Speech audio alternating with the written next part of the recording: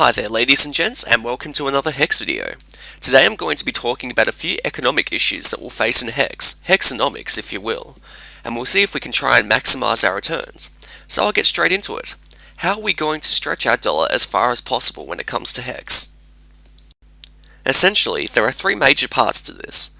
How to acquire initial boosters for the best price possible, how to improve the returns of those boosters, and what should be done about primal boosters. Let's talk about the first, how to initially acquire boosters. When it comes to acquiring our initial boosters, there are three methods of doing this. The first is to buy boosters directly from Cryptozoic.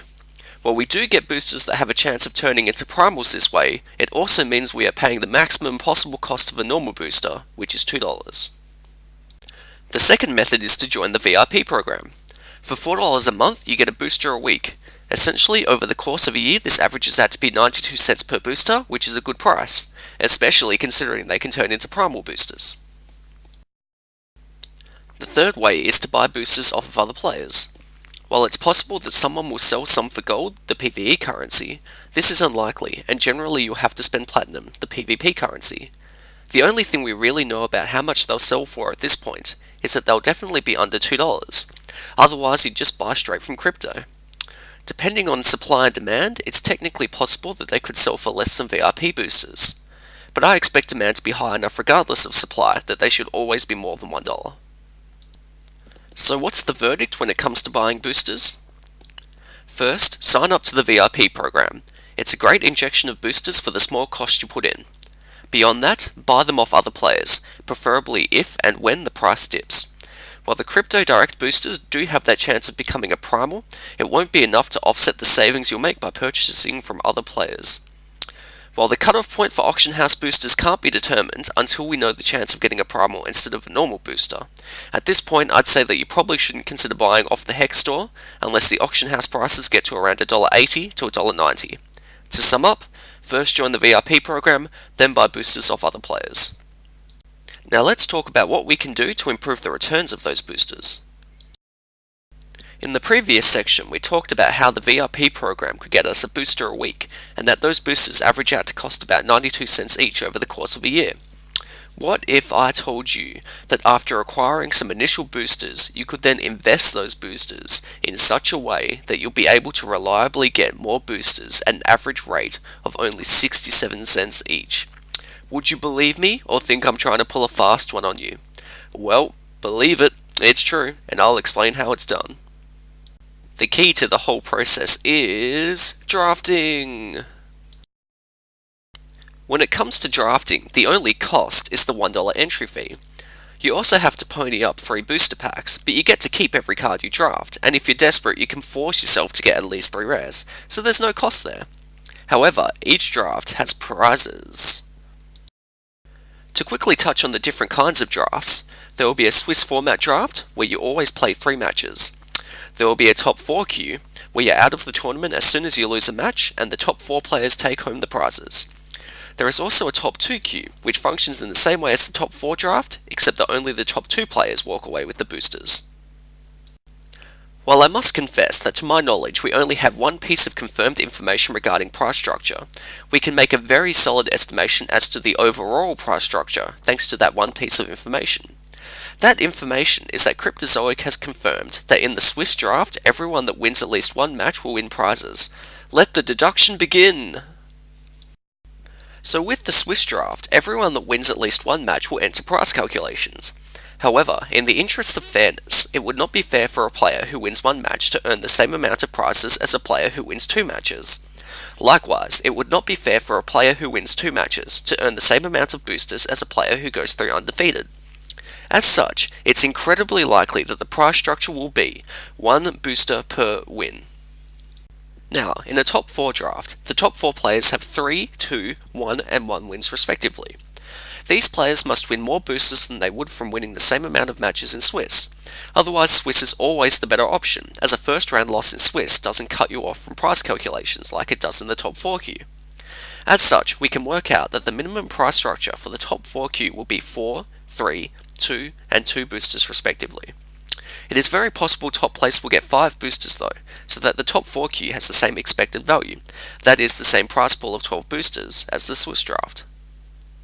Following further onto the top 8 queue, the same principle applies here. That is, the prizes for the top 2 players must be higher than in the top 4 queue in order to incentivize the riskier format. As such, the minimum prize structure they could go with would be 5-4 or 6-4, depending on what prize structure they choose for the top 4 format. However, top 2 is the riskiest format of all, as you have to win your first 2 matches in order to get any prizes, and entering into the queue you'll have no idea how strong your draft deck will be. As such, it would be a grievous error to have a lower expected value than the other 2 drafts. Therefore, the likeliest prize structure will be 8-4 for the same prize pool of 12 boosters. So there you have it. Through deduction, it's incredibly likely that the prize pool will be 12 boosters per draft. Using simple maths, 12 boosters shared between 8 players is 1.5 boosters on average. Given the $1 entry fee, 1.5 boosters for the price of $1 makes the cost of those boosters 67 cents each. Mathematical proof that drafting leads to cheap boosters. But of course, the elephant in the room. Some of you are thinking that you aren't strong enough drafters just yet, and may not ever be, so you're not likely to win any boosters at all. Hogwash! If that's how you feel, then the Swiss queue is ideal for you. Only one player in a Swiss queue loses all 3 games, and thus walks away empty-handed. That means that 7 out of 8 players win at least 1 booster. That means that a player walking into a Swiss game has an 87.5% chance of walking away with at least 1 booster. And while 67 cents for a booster is gravy, $1 for a booster that can turn into a primal is much cheaper than buying off of other players. You then use those prize boosters to gain entry to more drafts and gain more boosters. Perhaps best of all, in this whole process you're gaining a lot of drafting practice, which in turn improves your profitability. I'd like to touch on 2 more points before I finish on drafting. The first is the entry fee. While you do have to pay this, don't forget that you can sell your prize boosters. What am I getting at with that? Let's say you become an above average drafter and you're winning on average 2 boosters per draft. This means for every 2 drafts you'll win 4 boosters. Well, you need 3 boosters to enter into a draft. What can you do with the 4th one? Well, you can always sell it for at least $1 in order to cover the entry fee. With that in mind, a goal of getting a totally free draft for every 2 drafts you enter is very feasible and achievable. The final point is the concept of going infinite. This is a term with drafting formats like the ones Hex will have, where some of the prizes are high enough that if you manage to place highly and with consistency, you could potentially have non-stop free drafts, as your previous prizes would pay for everything. To go infinite in Hex, you'll have to win, on average, more than 3 boosters per draft. You need the 3 boosters for the buy into the next draft, and the extra to sell for the entry fee, though because you'll probably sell that 4th booster for more than $1, you don't technically need it every time. Essentially though, you'll need to either stay in the top 4 queue and always place in the top 4, while more frequently getting top spot, or stay in the top 8 queue and frequently place in the top 2. While going infinite is technically possible, it's very, very difficult, so don't have any grand illusions about it happening easily if you're aiming for it. So there you have it. Drafting is a very efficient way to invest your boosters so that you get more boosters, either very cheap or for free. As the final part of this video, let's look at what we should be doing with our primal booster packs. To put it simply, technically you'll gain more value from your primal boosters on average if you sell them to other players, but I wouldn't expect you to just take my word for that. Of course I'm going to explain why. Opening a booster pack is, without a doubt, gambling. How so? Well, the bet you're accepting is that the value of the rare in the pack, the only card that's really worth anything, is going to be worth more than the cost of the pack. Unfortunately, the secondary market is naturally set up so that except for slight aberrations from time to time, the average value of the card that will appear in the rare slot is less than or equal to the cost of the booster. Why am I saying this? Well, if this ever weren't the case, such as if one of the aberrations happened and the average rare value went up, then buying boosters would lead to a profit, and as such many more boosters would get bought and be opened. This in turn increases the supply of the rares, pushing their value down to the point where opening boosters is no longer viable. However, in Magic, these aberrations never occur, and the average value of the rare slot is low enough that a current booster never comes close to being more profitable being opened rather than sold. Hex has more potential for the aberrations to occur, given that so many players will be selling boosters and setting prices for those sales, compared to paper TCG vendors who have to buy boosters at wholesale prices. But even if these aberrations do occur in Hex, as mentioned before, the increased supply will ensure that the vast majority of the time, selling boosters is more profitable than opening them, unless you invest them in drafts, of course. So what does this have to do with primals? Well, effectively, a primal pack is the equivalent of 15 normal booster packs, given that the rare slot is arguably the only slot worth caring about. Because the only significant difference between the two is the quantity of rares, the same model holds true. The cost of a primal pack should always be greater than or equal to the cost of 15 times the average value of the rare slot. This is because, just like normal boosters, opening a primal is a gamble. Sometimes you'll win, sometimes you'll lose. But the market, acting as the casino in this case, needs the house edge in order to profit. So the boosters get sold so that in the long run, people opening them will lose money.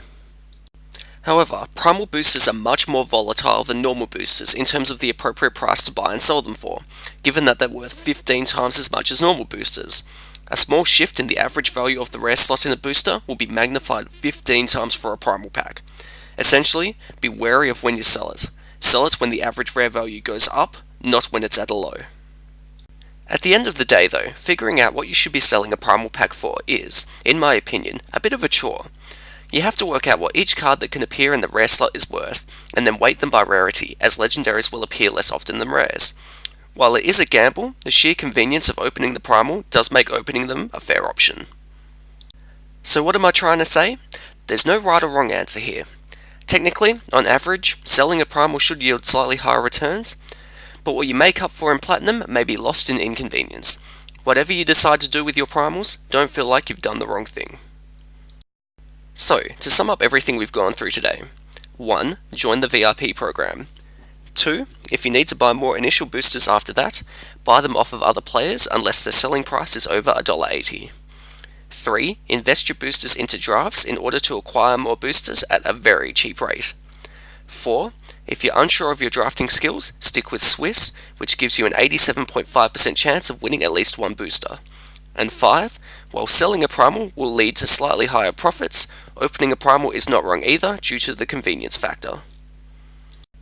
In any case, I hope you've enjoyed this presentation and hopefully learned a thing or two from it. Please subscribe for more content, and if you'd like to discuss anything about this or any other video, please leave a comment or shoot me a message. Until next time, keep being exceptional.